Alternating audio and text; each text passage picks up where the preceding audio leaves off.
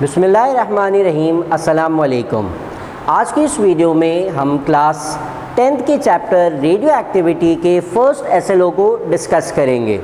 First SLO 18.1.1 says that describe the Rutherford's atomic model. इस SLO में हमें Rutherford के एटॉमिक मॉडल को डिस्कस करना है। रदरफोर्ड ने जो अपना एटॉमिक मॉडल डिस्क्राइब करने से पहले जो एक्सपेरिमेंट परफॉर्म किया था, पहले हम वो देख लेते हैं, जिसमें रदरफोर्ड ने एटम के स्ट्रक्चर को डिस्क्राइब करने की कोशिश की थी। उसने कुछ किया इस तरह सा था कि गोल्ड फॉइल प्लेस कर दिया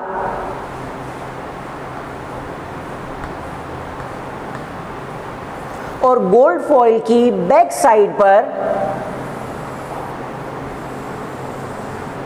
उसने फोटोग्राफिक प्लेट प्लेस कर दी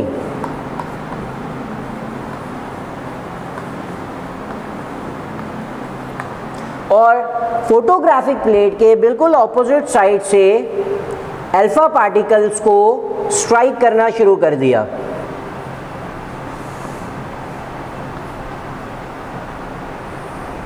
तो ये सिंपल सा एक सेटअप था रदरफोर्ड का, जिसमें वो अपना एटॉमिक स्ट्रक्चर एटम का डिस्क्राइब करने के लिए एक्सपेरिमेंट परफॉर्म कर रहा था। एक गोल्ड फॉइल को प्लेस करके उसके ऊपर अल्फा पार्टिकल्स बम्बार्ड किए और अल्फा पार्टिकल्स गोल्ड फॉइल पे बम्बार्ड करने के बाद इसके बिल्कुल बैक साइड पे एक फोटोग्राफिक प्लेट को प्लेस कर दिया। जब उसने एक्सपेरिमेंट परफॉर्म किया तो उसके टोटल 3 बेसिक ऑब्जर्वेशंस थी, जिससे उसने 3 डिफरेंट रिजल्ट्स को एक्सट्रैक्ट किया। अब अगर हम अल्फा पार्टिकल की एक प्रॉपर्टी को यहाँ डिस्कस करते हुए चलें कि अल्फा पार्टिकल की ये प्रॉपर्टी है कि जब ये पार्टिकल्स फोटोग्राफिक प्लेट के ऊपर स्ट्राइक करते हैं तो वहाँ पे ब्लैक स्पॉट्स या डार्क स्पॉट्स फॉर्म हो जाते हैं और उन ब्लैक डार्क स्पॉट्स को देख के हम ये बता सकते हैं कि वहाँ उस जगह पर, उस पॉइंट पर एक अल्फा पार्टिकल आकर स्ट्राइक हुआ है। तो 3 जो ऑब्जर्वेशंस थी उसको देख लेते हैं हम। फर्स्ट ऑब्जर्वेशन रदरफोर्ड की ये थी कि जिस डायरेक्शन में अल्फा पार्टिकल गोल्ड फॉइल के ऊपर स्ट्राइक कर रहे थे, बिल्कुल उसी डायरेक्शन में फोटोग्राफिक प्लेट के ऊपर कुछ ब्लैक स्पॉट्स फॉर्म हो गए।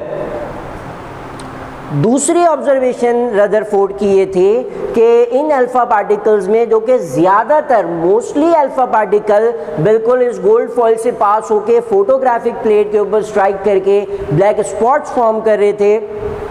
कुछ अल्फा पार्टिकल्स उनमें ऐसे भी थे जो कि थोड़ा सा अपनी डायरेक्शन को चेंज करके एक डिफरेंट एंगल के ऊपर फोटोग्राफिक प्लेट के ऊपर स्ट्राइक कर रहे थे और वहाँ पर डार्क स्पॉट्स फॉर्म हो रहे थे। थर्ड ऑब्जर्वेशन रदरफोर्ड की ये थी कि उन स्ट्राइक किए गए अल्फा पार्टिकल्स में से बहुत ही कम अल्फा पार्टिकल्स ऐसे भी थे जो कि इस गोल्ड फॉइल को स्ट्राइक करने के बाद 180 डिग्री पे वापस बाउंस बैक हो गए।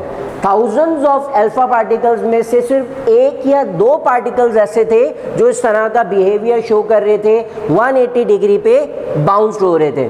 तो पहली observation, most alpha particles passed through the gold foil।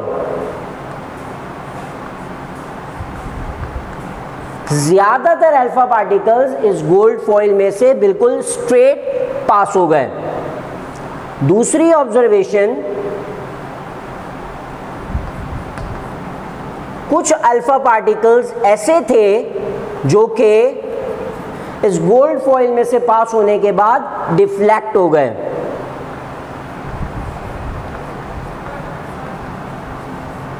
और थर्ड ऑब्जर्वेशन रदरफोर्ड एक्सपेरिमेंट की कि कुछ अल्फा पार्टिकल्स ऐसे भी थे जो कि इस गोल्ड फॉइल से स्ट्राइक करने के बाद वापस बाउंस बैक हो गए।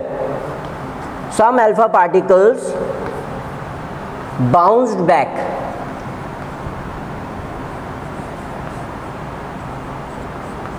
तो ये 3 बेसिक ऑब्जर्वेशंस थी रदरफोर्ड की, जो कि उसने अपने इस गोल्ड फॉइल एक्सपेरिमेंट से एक्सट्रैक्ट की।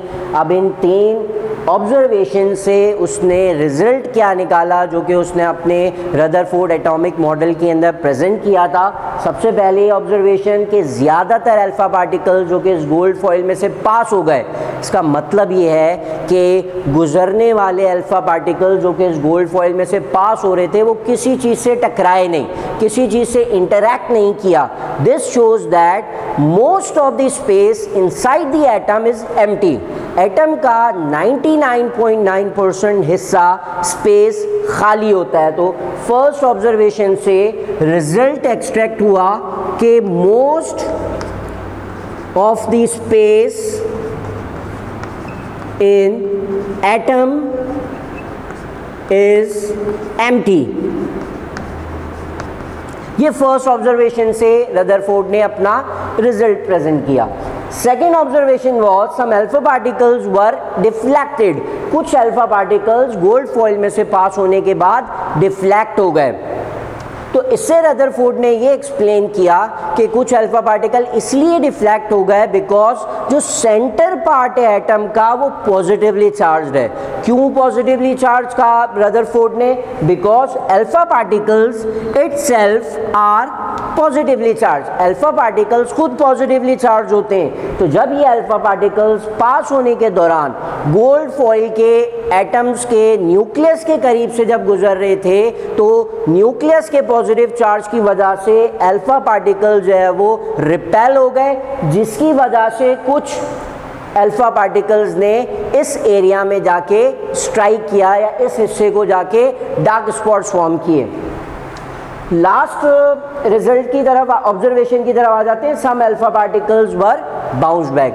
कुछ अल्फा पार्टिकल्स ऐसे थे जो कि इस गोल्ड फॉइल को स्ट्राइक करने के बाद बाउंस बैक हो गए। इस बाउंस बैक हो जाने की वजह से रदरफोर्ड ने रिजल्ट ये निकाला कि जो सेंटर पार्ट है एटम का वो बहुत ज़्यादा डेंस्ड है, बहुत ज़्यादा टाइटली पैक्ड है, और चूँकि ज़्यादातर हिस्सा एटम का खाली होता है, एम्प्टी स्पेस होती है, इसीलिए एटम का सारा मास जो है वो ऑक्यूपाई करता है within the central part.